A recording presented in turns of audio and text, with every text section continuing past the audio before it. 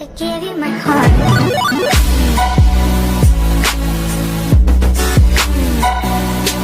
দশম শ্ৰেণীৰ ছাত্ৰ ছাত্ৰীসকলক আমাৰ ইউটিউব চেনেল শিক্ষালৈ মই মলয়ৰাজে স্বাগতম জনাইছোঁ। মৰমৰ ছাত্ৰ ছাত্ৰীসকল, আগৰ ভিডিঅ'টোত আমি অনুশীলনী 12.1ৰ কিছু অংক আলোচনা কৰিছিলোঁ। আজি আমি আলোচনা কৰিব বিচাৰিছোঁ বৃত্তকলা আৰু বৃত্তখণ্ডৰ কালি কেনেকৈ নিৰূপণ কৰা হয়। তোমালোকে ভিডিঅ'টো ভালদৰে চাবা আৰু এতিয়ালৈকে যদি চেনেলটো ছাবস্ক্ৰাইব কৰা নাই ছাবস্ক্ৰাইব কৰি ল'বা, লগৰ বন্ধু বান্ধৱীসকলৰ লগত শ্বেয়াৰ কৰিবা। আহচোন আজিৰ পাঠলৈ আমি আগবাঢ়ি যাওঁ। প্ৰথমতে আমি জানিব বিচাৰিছোঁ বৃত্তকলা কি। আমি প্ৰথমতে কি কৰিলোঁ, বৃত্ত এটা অংকন কৰিলোঁ। হৈছে ধৰা হ'ল এইটো এটা বৃত্ত আৰু ইয়াৰ কেন্দ্ৰবিন্দু O বুলি আমি নামাংকিত কৰিছোঁ। এতিয়া এই কেন্দ্ৰৰ পৰা পৰিশীলে টনা সকলোবোৰ ৰেখাখণ্ডকে ব্যাসাৰ্ধ বুলি কোৱা হয়। তোমালোকে যদি ইয়াৰ পৰা এনেকৈ এডাল ব্যাসাৰ্ধ আৰু এনেকৈ এডাল ব্যাসাৰ্ধ অংকন কৰি দিয়া, দুডাল ব্যাসাৰ্ধ, কাৰণ অসংখ্য ব্যাসাৰ্ধ আছে নহয়, তাৰ দুডাল যদি আমি অংকন কৰি দিওঁ তেতিয়া কি হ'ব, ইয়াতে এটা কোণৰ সৃষ্টি হ'ব, সূক্ষ্ম কোণৰ, আৰু ইয়াতে এটা চাপ, আমি উপচাপ এটা এই বৃত্তটোৰ পৰিধিৰ পৰা কাটি উলিয়ালোঁ। তেতিয়া এই যিটো এটা নতুনকৈ এটা টুকুৰা এটা কৰি উলিয়ালোঁ, সেই টুকুৰাটোক বৃত্তকলা বুলি ক'ব, আৰু ইফালে যিখিনি ৰৈ গ'ল সেইখিনিকো বৃত্তকলা বুলি ক'ব। এই সৰু যিখিনি আছে সেইখিনি ক'ব গৌণ বৃত্তকলা, আৰু ডাঙৰ ইয়াৰ পৰা এনেকৈ এইখিনিক ক'ব মুখ্য বৃত্তকলা। মনত ৰাখিবা।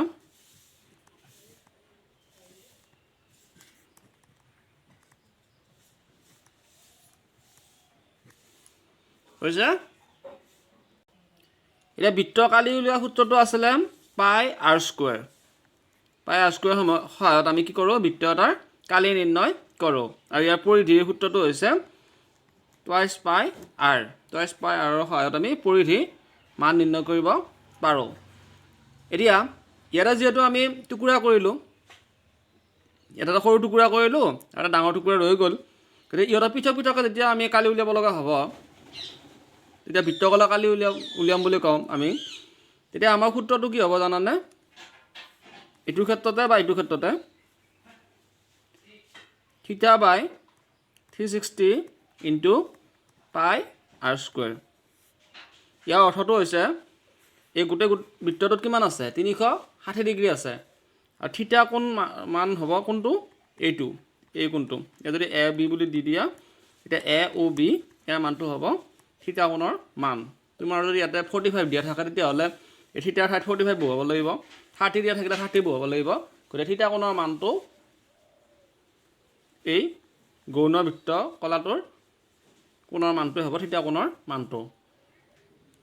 তাৰপিছত বাকীখিনি যিটো আমাৰ বৃত্তৰ কালি উলিওৱা সূত্ৰ পাই আৰ স্কুৱেৰ, পাই মানটো 22/7 বা 3.14, এই যিকোনো দুটা যি ধৰিব দিয়ে আমি সেইমতে ধৰি ল'ব লাগিব, আৰু আৰৰ মানটো হ'ব এই ব্যাসাৰ্ধডালৰ মান। এই ব্যাসাৰ্ধ যে আছে ইডালৰ মান যদি 3 চেণ্টিমিটাৰ হয়, তেতিয়াহ'লে এই বৃত্তটোত কেন্দ্ৰৰ পৰা আমি পৰিশীলে যিমানবোৰ ব্যাসাৰ্ধ আঁকিম গোটেইবিলাকৰ জোখ একে সমানে হ'ব, 3 চেণ্টিমিটাৰ হ'ব। গতিকে ইয়াৰে যিকোনো এডালৰ জোখটো আমি এই আৰৰ ঠাইত বহুৱাই দিম। বহুৱাই দিয়াৰ পিছত আমি যিটো ফলাফল পাম সেই ফলাফলটোৱে হ'ব এই গৌণ বৃত্তকলাটোৰ কালি। তাৰপিছত আকৌ মুখ্য বৃত্তকলাটোৰ যদি কালি উলিয়াব দিয়ে, এইখিনিৰ যদি কালি উলিয়াব দিয়ে, তেতিয়া কি কৰিব লাগিব জানানে, এই গোটেই বৃত্তটো কালি উলিয়াই লৈ এই গৌণ বৃত্তকলাৰ কালিটো বিয়োগ কৰি দিলে আমাৰ কি ওলাই পৰিব, মুখ্য বৃত্তকলাৰ কালি ওলাই পৰিব। তোমালোকে এইখিনি কথা অলপ ভালদৰে আয়ত্ত কৰি ল'ব পাৰিলে বৃত্তকলাৰ কালি ভালদৰে উলিয়াব পাৰিবা। এইবাৰ আকৌ আহোঁ বৃত্তখণ্ডৰ কালি কেনেকৈ নিৰ্ণয় কৰা হয়। আন এটা বৃত্ত আমি অংকন কৰিছোঁ, সেই বৃত্তটোক আমি কেন্দ্ৰযুক্ত বৃত্ত বুলিয়ে কৈছোঁ। ইয়াতে এডাল জিয়া অংকন কৰিলোঁ, হৈছে জিয়াডালৰ নাম জানিবা আমি এ বি বুলি দিলোঁ।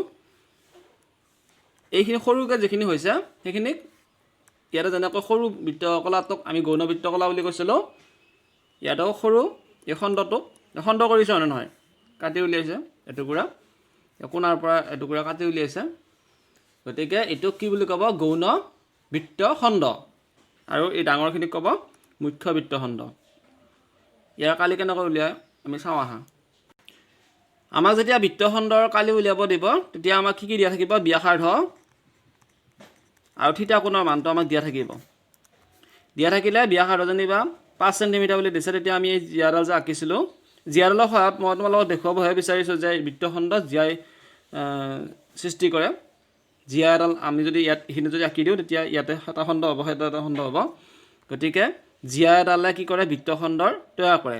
গতিকে আমি ব্যাসাৰ্ধৰ মানটো চাম। ব্যাসাৰ্ধৰ মানটো ইয়াৰ পৰা ইয়ালৈকে 5 চেণ্টিমিটাৰ যেনিবা আছে, তেতিয়াহ'লে ইফালেও 5 চেণ্টিমিটাৰ হ'ব। তেতিয়া তোমালোকে দেখিছা যে 5 চেণ্টিমিটাৰ 5 চেণ্টিমিটাৰ এইটো সমবাহুতি ভুজ হৈছে, সমদ্বিবাহুতি ভুজ হৈছেনে? গতিকে সমদ্বিবাহুতি ভুজৰ সূত্ৰটোৰ সহায়ত আমি কি কৰিব লাগিব, প্ৰথমতে এটি ভুজটো কালি উলিয়াব লাগিব। তাৰপিছত বৃত্তকলাটোৰ কালি ইয়াত থিতা কোণৰ মান দিয়া থাকিব নহয়, তেতিয়া বৃত্তকলাটো কালি উলিয়াব লাগিব। বৃত্তকলাটো কালিৰ পৰা যদি সমদ্বিবাহুতি ভুজটোৰ কালি বিয়োগ কৰি দিয়া তেতিয়া তোমালোকে কি পাবা, এই বৃত্তখণ্ডটোৰ কালি উলিয়াব পাৰিবা। কেনেকৈ? এই বৃত্তকলাটোৰ কালি গোটেইখিনি আমি উলিয়ালোঁ, তাৰপিছত ইয়াৰ ভিতৰত যিহেতু সমদ্বিবাহুতি ভুজটো সোমাই আছে, সেই সমদ্বিবাহুতি ভুজটোৰ কালিখিনি বিয়োগ কৰি দিলে আমাৰ এইখিনি ওলাই পৰিব। মানে এজন মানুহৰ হাতত 10 টকা আছে, 10 টকা আছেনে? আন এজনে তাৰ পৰা 7 টকা এটা লৈ গ'ল। মানুহজনৰ হাতত কিমান থাকিল বুলি ক'লে আমি 3 টকা বুলি ক'ব পাৰিম। গতিকে 10 টকাটো এই বৃত্তকলাটোৰ কালিটো, 7 টকাটো হৈছে এই সমদ্বিবাহুতি ভুজটোৰ কালিটো, আৰু 3 টকাটো হৈছে এই বৃত্তখণ্ডটোৰ কালিটো।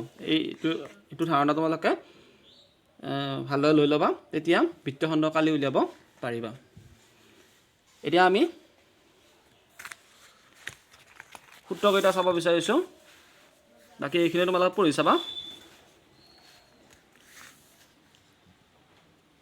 থিতা কোণৰ বৃত্তকলাটোৰ কালি, ইয়াত যদি আমি থিতা কোণ এটা দিয়া থাকে তেতিয়াহ'লে বৃত্তকলা কালি উলিয়াব লাগিলে আমি সূত্ৰ প্ৰয়োগ কৰিব লাগিব, θ/360 πr²। আকৌ কেতিয়াবা আমাক বৃত্তকলা এটা চাপৰ দৈৰ্ঘ্য নিৰ্ণয় কৰিব দিয়া, তেতিয়া আমি এই সূত্ৰটো ব্যৱহাৰ কৰিব লাগিব। থিতা কোণৰ এটা বৃত্তকলা এটা চাপৰ দৈৰ্ঘ্য θ/360 2 πr। পৰিধিৰ ক্ষেত্ৰত কৰিব লাগিব এইটো, আৰু এইটো কালিৰ ক্ষেত্ৰত কৰিব লাগিব। হৈছে? ইয়াতে এটা উদাহৰণ দিয়া আছে, এইটো তোমালোকে চাবা। মই অনুশীলনী 2টা অংক কৰি দিব বিচাৰিছোঁ আজি। 12.2ৰ 1 নম্বৰ আৰু 2 নম্বৰ তোমালোকে মনোযোগ দি চোৱা। 1 নম্বৰ অংকটো চোৱা। 1 নম্বৰ অংকটো দিয়া আছে 6 চেণ্টিমিটাৰ ব্যাসাৰ্ধযুক্ত এটা বৃত্তকলাৰ কালি নিৰ্ণয় কৰা যদি বৃত্তকলাটোৰ কোণ 60 ডিগ্ৰী হয়। আমি অংকটো কৰি চাওঁ আহা। দিয়া আছে ব্যাসাৰ্ধ আৰ কিমান দিয়া আছে 6 চেণ্টিমিটাৰ। তাৰপিছত থিতা কোণৰ মান কিমান দিয়া আছে 60 ডিগ্ৰী। থিতা কোণৰ মাপ 60 ডিগ্ৰী। পাই মানটো 22/7। এতেকে বৃত্তকলাটোৰ